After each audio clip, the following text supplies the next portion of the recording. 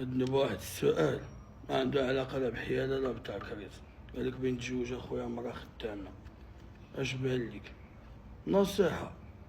اش بغيت نقول لك انا؟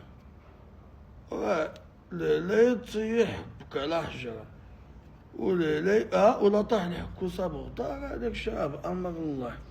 وانا كوجهة نظري انا المرأة خدامة بغيت نطيع فيها انا، حيت فلوسها ما ديالي ووقتها ما ديالي وصحتها ما ديالي ومخها بتفرقوا مع عباد الله اخرين. انا ما تسلكش وجيب لها 1000 ريال وتقول لي واو على هاد 1000 ريال ديالك زوينه وبنينه 200، ولا جاتك السخانه تلقى اللي يجي لك بعدا الحمض بالليل نتا ناعس ويجرى لك معاود ديك الزفر على راسك تقرا عليك الاذكار، ماشي تقول لك انا عيانه وصنبحه خدامه.